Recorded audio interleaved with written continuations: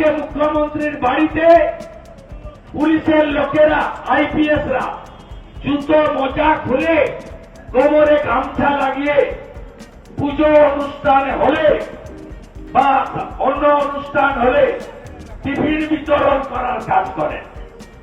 এই জায়গায় গেছে মুখ্যমন্ত্রী ও তার ভাইপো বেড়ালে আগে ডগ ক্যাচার ছিল, এখন তো মশা ক্যাচারও আইপিএস এর দায়িত্ব পালন করতে হয়।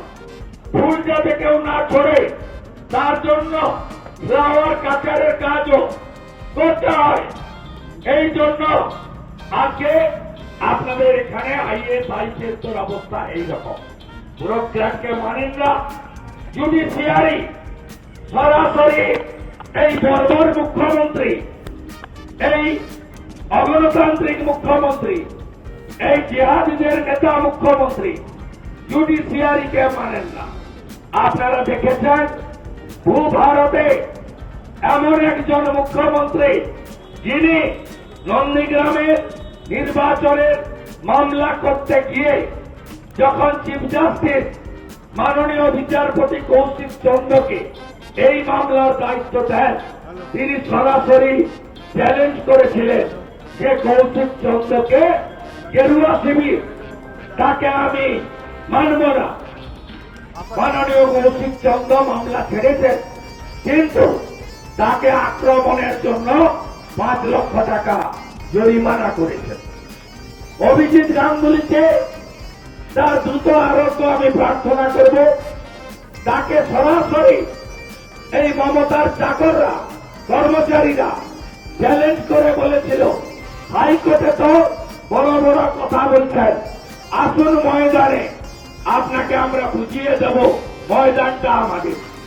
অভিজিৎ বাবু চ্যালেঞ্জ অ্যাকসেপ্ট করে আগস্টে রিটায়ারমেন্ট ছিল, 24-এ ফেব্রুয়ারিতে রিজাইন দিয়ে বিজেপিতে যোগ দিয়ে তমলুকে দাঁড়িয়ে ভাটাংশুকে 78,000 ভোটে হারিয়ে তৃণমূলকে যোগ্য জবাব দিলেন যে আমি কোর্টেও সফল আর ময়দানেও সফল। আজকে রাজাশেখর মান্থা মহোদয় তার কলকাতার বাড়িতে আমার এবং অমিত শাহজির ছবি লাগিয়েছে। এরা কখনো বিশ্বজিৎ বসুকে, কখনো মাননীয়া অমৃতা সিনহাকে, গোটা জুডিশিয়ারিকে আক্রমণ করতে ছাড়েনি, আর মিডিয়ার কথা ছেড়ে দেন। আমরা চতুর্থ স্তম্ভ বলি, কেউ চটি চাটছেন, আর যারা চটি চাটছেন না তারাও অনুব্রতর কুকথার জন্য ধ্বংস করার অপরাধে নোটিশ খাচ্ছেন। কখনো প্রকাশ মিনার বাড়ি ভাঙছে, কখনো সন্তু পানকে ক্যামেরা সহ তুলে নিয়ে যাচ্ছে, কখনো মানব গুহর বিরুদ্ধে মিথ্যা মামলা করে প্রত্যাহার করছে, কখনো শফিকুল ভাই বাড়ি জিতছে, কখনো সন্ময়দাকে তুলে নিয়ে পুরুলিয়ার মিথ্যা মামলায় জড়াচ্ছে। এই পুলিশ বেচারীরা, এদের বোলপুরের আইসিআর তার মাকে, এসআরডিএর চেয়ারম্যান বড় নেতা 5 বার বলছে তোর মাকে, তোর স্ত্রীকে, সে ভাষা শোনাও দেয়, মুখে আরও বাস বলছে ধর্ষণ করব। এদের জন্য কেউ বলার নেই। নন গেজেটেড তুলে দিয়েছে, অ্যাসোসিয়েশন তুলে দিয়েছে। এখন মমতার যে বাজার করে শান্তনু সিনহা, তিনি ওয়েলফেয়ার অ্যাসোসিয়েশনের দণ্ডমুক্তের কর্তা। আইসি বোলপুরের স্ত্রী এবং তার মার সম্মানহানির প্রতিবাদ পুলিশ করেনি, বিজেপি করেছে। এই চোর মমতা, মিথ্যাবাদী মমতা, আমার কাছে 1956 ভোটে হারা কম্পার্টমেন্টাল মমতা, দোকান কাটা মমতা, এই মমতা যাকে আমরা 26-এ ভবানীপুরেও হারাবো, সেই মমতা ব্যানার্জি তিনি আজকে সুপ্রিম কোর্টকে বুড়া আঙুল দেখালেন।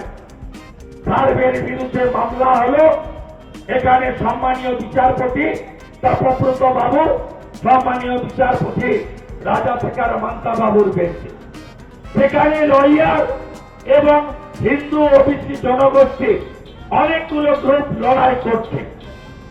আজকে ঐতিহাসিক রায় কালকে এসেছে।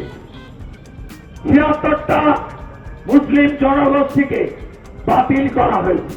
আপনি ভাবতে পারেন অ্যাডভোকেট জেনারেল কিশোর দত্ত কত এরা মিথ্যাটাকে কোথায় নিয়ে গেছে বিচারপতিদের সামনে মিথ্যা বলার জন্য আমি মামলা করছি কোর্টে। আপনাদের দেখাতে এসেছি। এটা 11 তারিখের আমার চিঠি। রুল 319 আমি ডে লং ডিসকাশন ডিমান্ড করেছি on behalf of the opposition as a leader of opposition. 11/6 আপনারা দেখুন মমতার প্রসিডিং, মমতা ব্যানার্জির বক্তব্যের প্রসিডিং আমি তুলেছি। তিনি বলছেন হাইকোর্টকেও মিথ্যা বললেন। আমি আপনাদের সেন্টেন্সটা পড়ে দিচ্ছি। I have seen the order of the Honorable High Court and according to the spirit of the order of the Honorable High Court, it has been properly laid. Laid means placed. Laid means not discussed, not under consideration. He placed on the floor of the assembly. আমরা ছাড়ব না। এরা কোর্টে দুজন senior জাজের সামনে এই AG তাকে যা শিখিয়ে দিয়েছে সেই চিকিৎসা কথা বলেছে। মমতা ব্যানার্জি তার যে দোষরের রাজনীতি তার হাত থেকে এই বাংলাকে মুক্ত করতে হবে। নইলে কোঠাবাড়ি হবে, ধুলিয়ান হবে, শামসেরগঞ্জ হবে, মহেশতলা হবে, মহাতে মোথাবাড়ি, মহাতে মুর্শিদাবাদ, মহাতে মহেশতলা আর মহাক্ষর মমতা। এই মমতাকে তাড়াতে হবে। কখনো ভোট ব্যাংকের রাজনীতির কথা বাবা সাহেবও ভাবেননি, মোদীজিও ভাবেননি।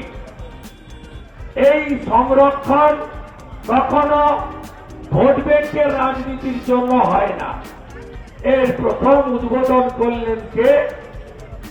কমরেডরা প্রথম উদ্বোধন করলেন পশ্চিমবঙ্গে।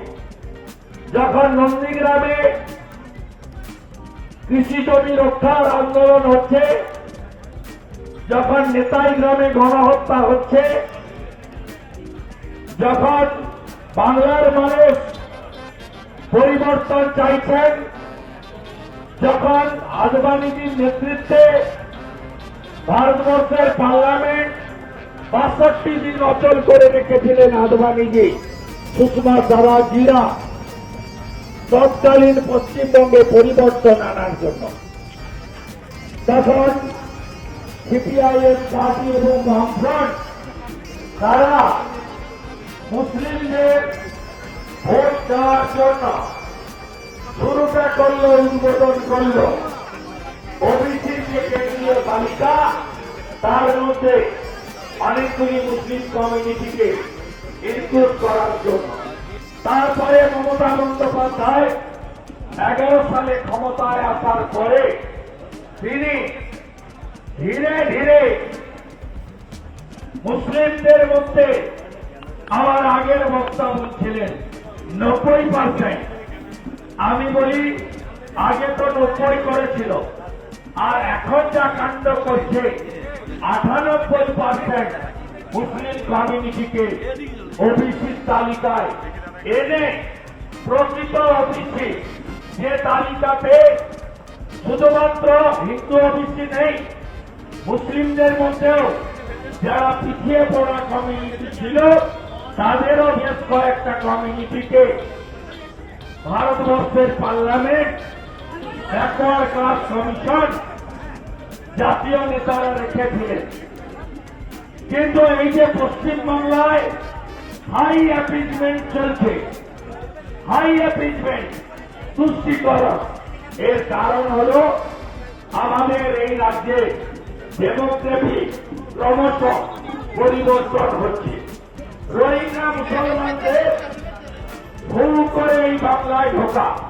দ্বিতীয় কারণ হল এক শ্রেণীর সেকুলার যারা নিজেদেরকে ধর্ম নিরপেক্ষতার নাম করে আমাদের পূজা পার্বণ হাজার হাজার বছরের সংস্কৃতি, আমাদের গীতা, বেদ, পরিষদ, আমাদের শাস্ত্র পঞ্জিকা সবকে বাদ দিয়ে আমাদের পুজোগুলোকে, ধর্মীয় অনুষ্ঠানগুলিকে কালচারাল প্রোগ্রাম বলে। মাকু যারা, ফেকু যারা, টুকরে টুকরে গ্যাং যারা, যারা মাওবাদীদের সমর্থন করেন, যারা সিপিএ ভাইকে মদত করেন, তারা করছিলেন, সাথে যুক্ত হল মমতা ব্যানার্জি এবং তার সরকার। মমতা ব্যানার্জি পিতৃপক্ষে গিয়ে দুর্গাপূজার ফিতা কাটতে শুরু করলেন মহালয়ার আগে। তিনি এইভাবে কখনো রাম মন্দিরের উদ্বোধনের সময় পার্সার কাছে মিছিল করলেন, নাম দিলেন সংগঠি মিছিল।